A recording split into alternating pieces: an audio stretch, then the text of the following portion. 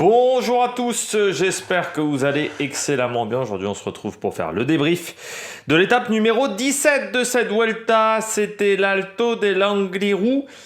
Ça voulait dire de la difficulté et ça n'a pas menti, vraiment, parce que ça reste l'Angliru et ça s'est fait à la pédale. C'est vrai que ça n'a peut-être pas été spectaculaire, c'est peut-être pas le bon terme, ça n'a peut-être été pas super divertissement pour certains, mais ça reste une super étape, une super arrivée.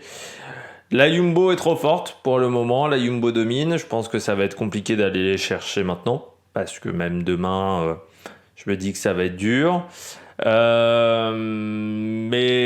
on peut pas dire que les adversaires n'ont pas essayé. On a tenté, ça n'a pas marché.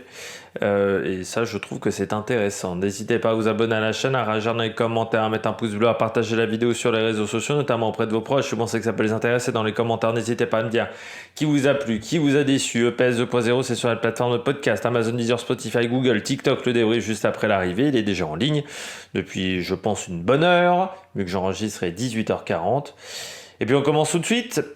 Alors, l'Angliru, je l'ai découvert il y a assez longtemps, parce que faut savoir que pendant très longtemps je voyais pas les Vuelta en intégralité, mais j'ai vu quand même pas mal d'étapes de Vuelta, et pas forcément des Vuelta en intégralité. Et l'Angliru, moi je me souviens de la première victoire de Contador, de l'avoir vu, de m'être dit c'est quoi cette montée de dingue. Et pourtant j'étais jeune à l'époque, de m'être dit waouh, c'est monstrueux comme truc. À l'époque, on n'avait jamais mis les pieds dans le col de la Lauze. Moi, je crois que j'avais jamais vu les grosses étapes sur le Tour d'Italie. Donc, vraiment, c'était un truc par rapport à ce qu'on avait en France. Je me disais, des pentes comme ça, c'est monstrueux. Moi, mon référentiel, c'était le mur de Huy à l'époque. Hein. Par rapport au mur de Huy, c'est monstrueux, l'Angliru. Et ce qui fait que je me suis toujours dit, l'Angliru, c'est dur de faire un truc plus dur. Alors, moi, j'ai quand même une petite préférence, c'est le col de la Lauze. Vous savez que moi, le col de la Lauze, la première fois que j'ai vu ça, je me suis dit, oh putain, qu'est-ce que c'est que ce truc de fou. Et ce qui se fait de mieux en Espagne, il n'y a pas plus dur en Espagne. Sierra Nevada, c'est pas aussi dur, c'est ce qui fait de mieux dans ce coin-là. Ce qui fait comme tu peux pas te cacher. Et là, aujourd'hui, on a vu qui est le plus fort en montagne. Qui est le plus fort en montagne, c'est la Jumbo. Bon, voilà, il n'y a pas de... Il n'y a pas à mentir, hein. Là ce soir, pour moi, ça va être impossible. Enfin, il faudrait vraiment un miracle pour qu'il n'y ait pas les trois Jumbo sur le podium. Je vois pas.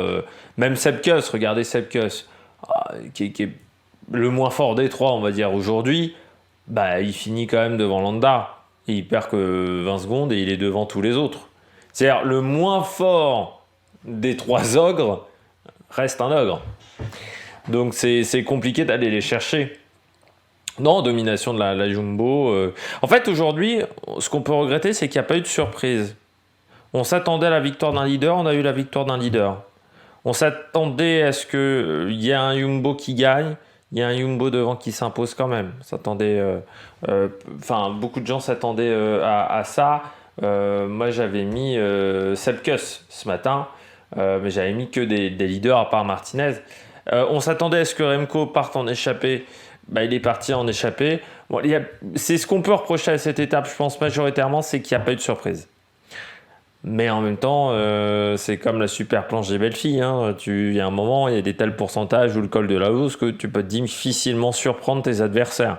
Quoique cette année, col de la Lauze, on a vu quand même Félix Gall qui a remporté cette étape. Mais ça s'est fait à la pédale, même s'il n'y a pas eu de surprise, ça reste tellement incroyable pour moi que voilà, je trouve ça toujours incroyable cette montée. Note de l'étape, 13 sur 20.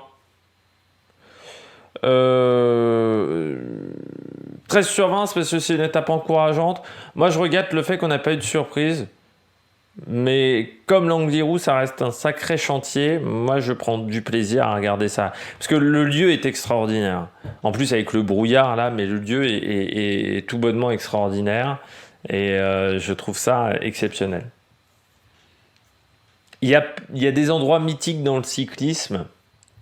Pour moi, t'as l'Angliru. Il fait partie des lieux mythiques, des arrivées mythiques, comme l'Alpe d'Huez, comme le col de la Lose, pour moi qui est mythique. Je sais que ça a choqué des gens parce qu'il y a eu qu'une arrivée et que deux passages sur le Tour de France, mais pour moi le col de la Lose c'est un truc de fou aussi.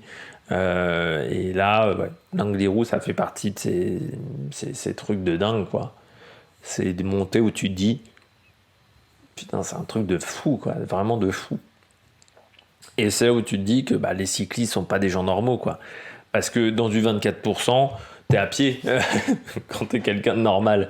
Et bon, bah voilà, hein, quand t'es cycliste professionnel, t'arrives à passer ces bouts-là, c'est juste extraordinaire.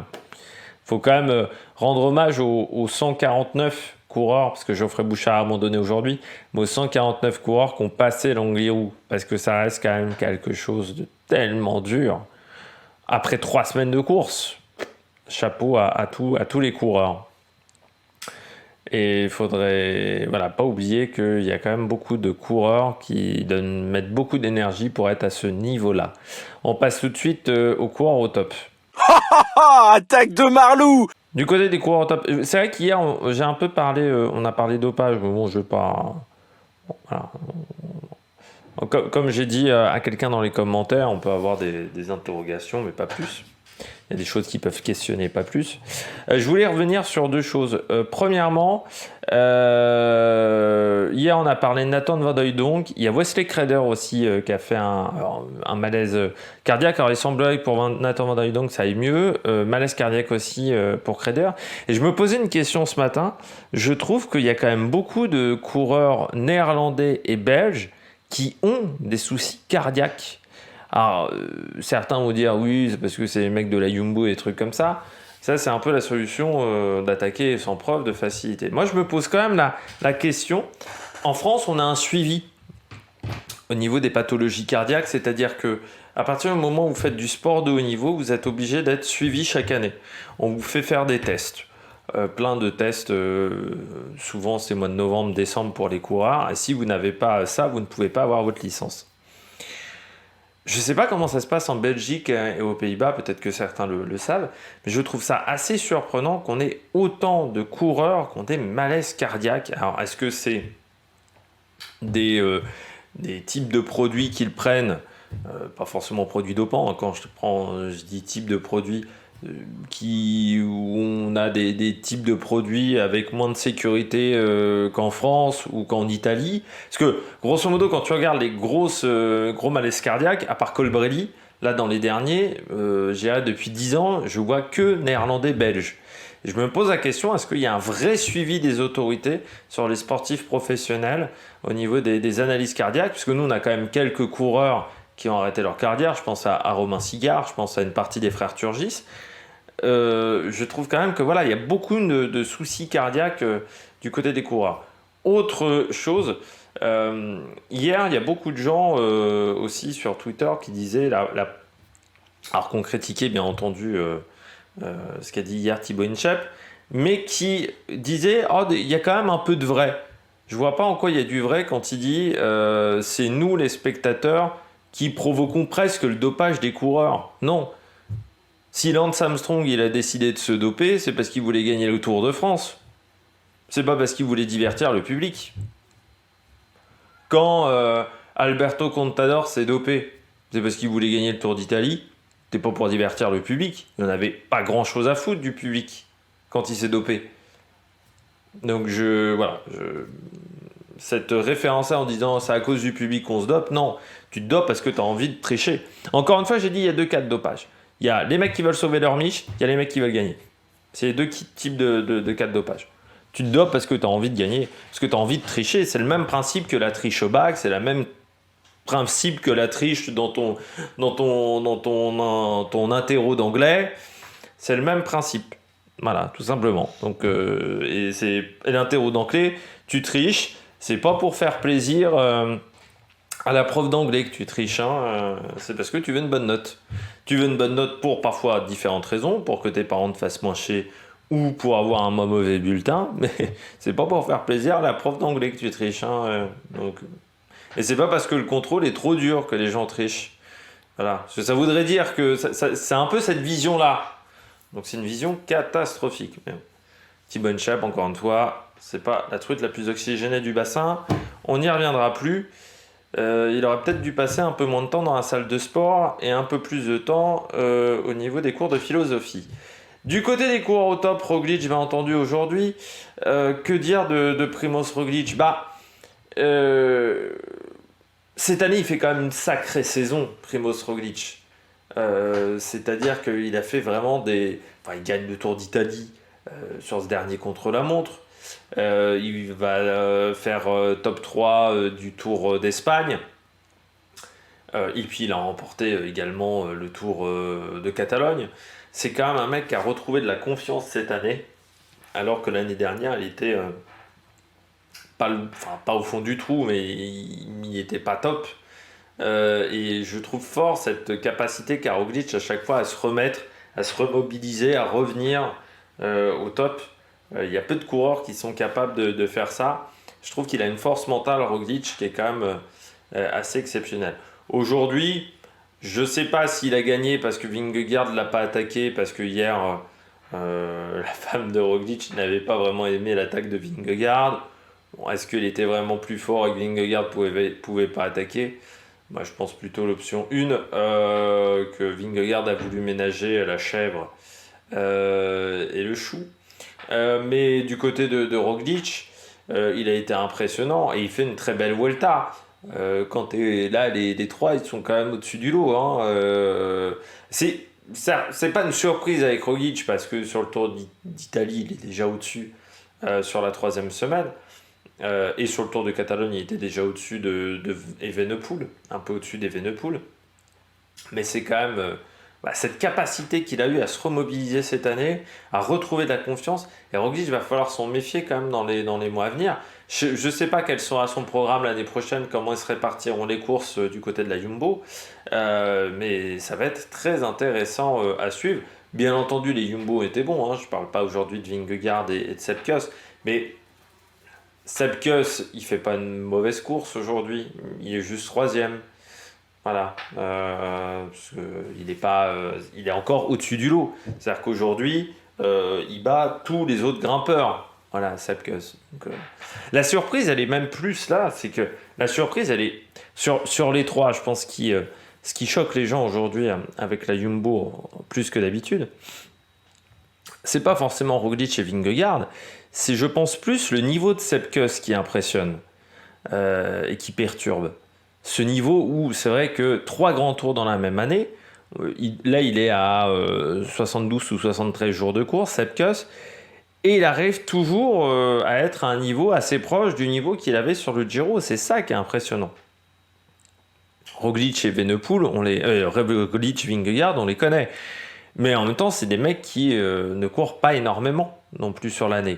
Alors que, donc, qui arrivent à garder quand même de la fraîcheur. Alors que Kuss, un mec à 72 ou 73 jours de course, ils sont pas nombreux sur cette Vuelta, donc c'est ça qui est impressionnant. Je continue avec Landa. Landa, on croit qu'il est mort, il est encore là. C'est fou, parce que Landa, depuis quelques temps, c'est ça. C'est-à-dire qu'on croit qu'il est au fond du trou, on croit qu'il met plus un pied devant l'autre, et puis il arrive toujours à te sortir une grosse perf. Pourtant, aujourd'hui, je n'en faisais pas parmi mes favoris. Parce que je me disais Landa, l'Angliru, je voyais pas Landa et l'Angliru. C'est une erreur, parce que tu vois aujourd'hui il fait 4 et il fait 4, pas très cool quand même. Alors il y avait les bonifications à l'arrivée, mais Landa fait quand même la majorité du travail devant Sepp Kuss et je pense que s'il n'y a pas Landa, peut-être que Sepp Kuss il se retrouve pas à 19 secondes mais plutôt à 32-33 secondes. Moi j'aurais laissé les points à Landa, à Romain Bardet. Enfin, c'est quand même une équipe qui a une image détestable et ça va jouer dans les années à venir parce que c'est un peu la raison pour laquelle ils n'ont pas de repreneur pour le moment à part les Saoudiens. C'est parce qu'avec avec une structure qui a une mauvaise image. Ce qui avait déjà été un problème pour Sky, quand il n'y avait que Ineos, grosso modo, qui voulait mettre de l'argent dans Sky, parce qu'ils avaient tenté pendant quelques temps, mais grosso modo, ils avaient une image qui était assez détestable pour beaucoup d'entreprises. Et c'est pareil avec la Jumbo, ça va peut-être leur coûter la fin de la structure, parce qu'au bout d'un moment, ça va être compliqué. On a tenté pour Landa, on a tenté Mais non, ils ont tenté. Mais ce soir, ils peuvent pas avoir de regrets. 34 ans, ça va faire quand même un énorme ajout à l'équipe Soudal Quick-Step l'année prochaine. Et je me dis même, Landa, il vient en tant qu'équipier d'Evenepoel, mais Evenepoel, il va pas faire les 3 grands tours.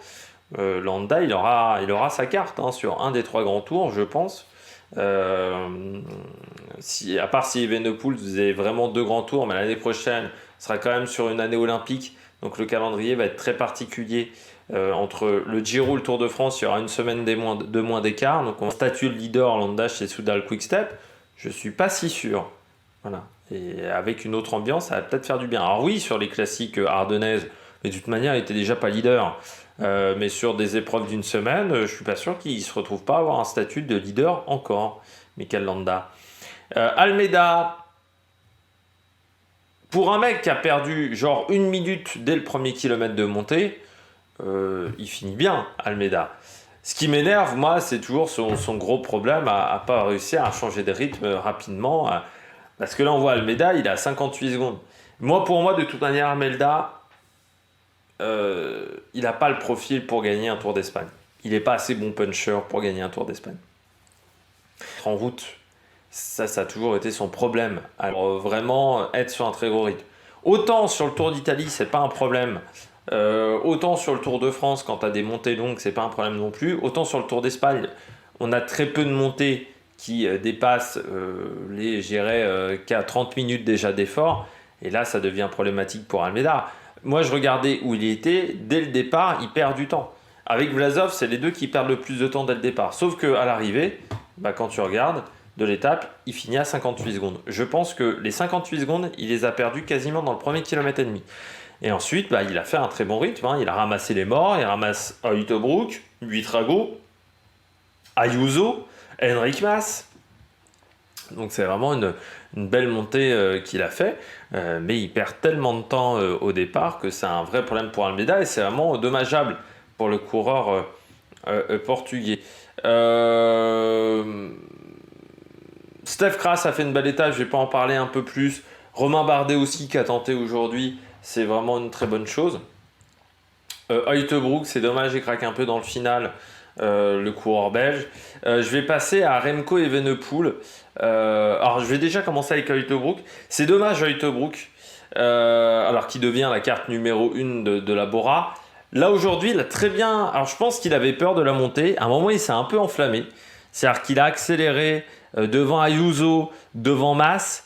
Alors, il l'a moins payé que Mas sur la fin, mais il a un peu souffert quand même dans les derniers mètres et Almeida lui passe devant. Après, ça reste un coureur qui a 21 ans, ça reste un coureur qui est très jeune, il fait quand même une super course. Par rapport à un Lenny Martinez, c'est vraiment très bien ce qu'il arrive à faire. Donc chapeau parce que les 7e, enfin, à cet âge-là, c'est assez remarquable. Et en plus, il est 7e à 6,43. Donc en plus, il est 7e avec un écart avec les leaders qui est très faible. Donc c'est vraiment très bien ce qu'il arrive à faire. Deuxième du classement des jeunes, il est à 2,43 de Juan Ayuso, mais il est quand même devant Almeida, Buitrago et Evenepoel. Donc c'est vraiment très bien ce qu'il arrive à faire.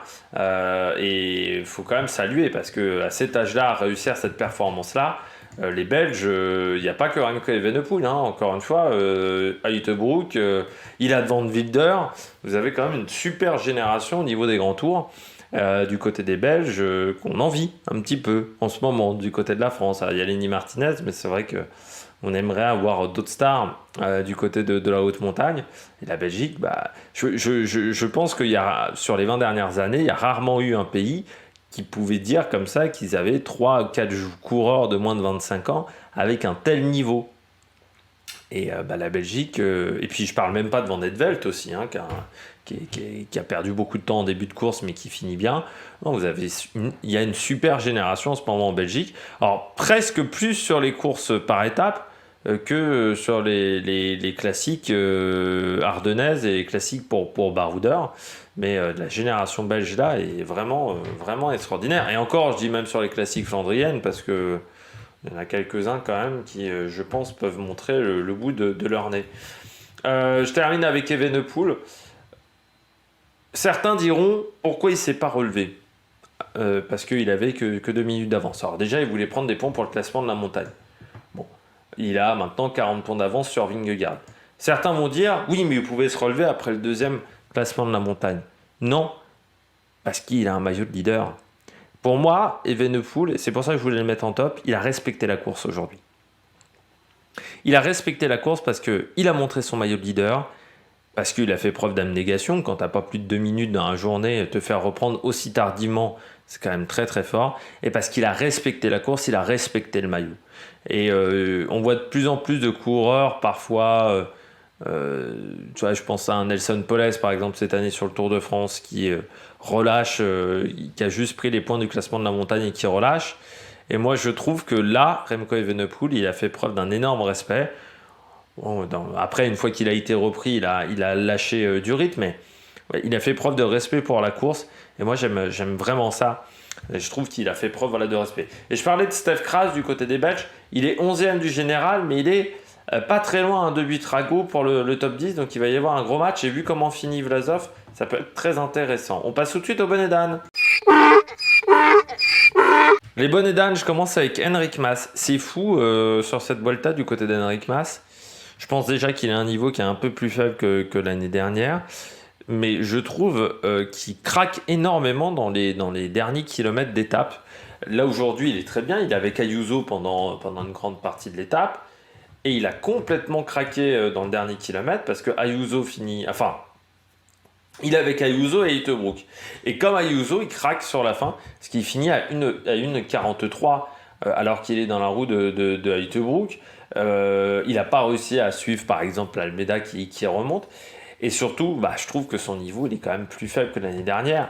Le podium, c'est mort. Là, il est 6e à 4 minutes 30. Est-ce qu'il va être en capacité d'aller chercher Landa et Ayuso ? On verra demain, mais c'est peut-être pas si sûr que ça du côté d'Enric Mas. Et je trouve qu'il a eu... il fait pas une énorme saison cette année. Il a eu pas mal de petits trucs de moins bien. Le Dauphiné, il finit très loin. Le Tour de France, il abandonne tout de suite. Tirreno, il fait 6. Tour du Pays Basque, il fait 5. 5 également du Tour d'Andalousie. Mais il n'y a pas eu de très très gros résultats. Pour tout vous dire, il n'y a même pas de victoire cette année pour Enric Mas. Bon, après, c'est pas le spécialiste des victoires parce qu'il en a que 6 dans sa carrière. Pourtant, depuis 2016, il est chez les pros et 2017 en World Tour, donc ça fait quand même une petite trotte. Mais ouais, je trouve qu'il n'a pas été exceptionnel là sur cette course. Et depuis le début de l'année, je le trouve moins bien. Je suis assez déçu. Parce que l'année dernière, il m'avait vraiment impressionné sur le Tour d'Espagne. Je m'attendais à ce qu'il confirme. Alors, c'est pas une catastrophe encore une fois, mais j'ai envie de dire qu'il est rentré dans le rang. Enric Mas. C'est ça qui m'attriste un petit peu. Et moi, je trouve quand même qu'il a des fins d'étape qui sont un peu compliquées. Enric Mas, peut-être de la fatigue, tout simplement. Peut-être une préparation qui a engendré de la fatigue. Forcément, tu tombes sur le Tour de France. Donc, tu pars sur le Tour d'Espagne, un lot de consolation. Mais sauf qu'il a fallu travailler pour récupérer la forme. Ayuso, ouais, déception de Juan Ayuso pour moi. Alors, il est 4e du général, mais aujourd'hui, c'est vrai que je le voyais fort, Ayuso. Je pensais qu'il allait faire une belle étape. Alors, il a 20 ans aussi, Juan Ayuso. Il a un peu craqué dans le final. Ça a été compliqué. Je pense il a un peu craqué dans le final. Il n'était pas dans un grand jour, Ayuso. Voilà, il n'était pas sur une super étape parce que l'Angliru, ça correspond tout de suite à ses qualités. UAE, en plus, a bossé pour lui pour qu'au final, il se retrouve 4e. Alors, c'est pas une catastrophe, mais encore une fois, Primož Roglič, il a 1,08. C'est-à-dire que maintenant, il va falloir coller 3 minutes à Roglič et 4 à Vingegaard et Kuss. Donc, ça commence à être très compliqué pour aller chercher le podium pour Juan Ayuso. Et puis ouais, je l'ai trouvé vraiment en difficulté. Il y a Landa qui revient à tes trousses. Hülkenberg qui est pas si loin que ça. Aussi, du côté du maillot blanc. Donc je trouve que ça a été une journée compliquée. Tu finis en plus derrière ton équipier Almeida, qui ne t'a pas attendu en passant. Je trouve que ça a été une journée difficile pour Ayuso. Et puis je termine avec Vlasov. Bon, lui, c'est pas que la journée qui est difficile, c'est gérer l'année qui est compliquée pour Vlasov. On parlait d'Enric Mas, là aussi, du côté de Vlasov, on est en retrait de la part du coureur russe. Là aujourd'hui 2 minutes 55, il finit derrière Romain Bardet et Steph Kras. Normalement il doit être mieux que ces coureurs-là, surtout que Romain Bardet attaque en plus dans la dernière montée. Donc je trouve que voilà, ça a été compliqué pour Vlasov. C'est pas une grande saison pour le coureur russe. C'est vrai que si on regarde son année à Vlasov, Tour de Burgos il fait 2, Tour d'Italie il abandonne, 3e de la Classica San Sébastien, ce qui était plutôt pas mal. Tour des Alpes il abandonne aussi, Tirreno il fait 9, 5e du Tour de la Communauté de Valence. Enfin voilà, ça n'a pas été dingue pour le coureur italien, russe pardon, on s'attendait à un petit peu mieux. On verra l'année prochaine. L'année prochaine, ça sera sa dernière année de contrat chez Bora, mais c'est vrai qu'il avait fait une grande saison 2022. Ça s'était pas bien passé sur les grands tours, mais sur les courses d'une semaine, ça s'était bien passé. Et là, je trouve que ça a été beaucoup plus compliqué pour lui. Donc un peu déçu. Voilà, tout simplement pour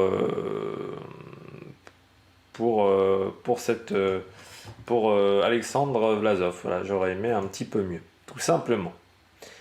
Eh bien, j'espère que vous avez aimé cette vidéo. Si vous avez aimé cette vidéo, n'hésitez pas à vous abonner à la chaîne, à réagir dans les commentaires, à mettre un pouce bleu. Et puis nous, on se retrouve pour de nouvelles aventures sur l'Amérique Production. Ciao, ciao!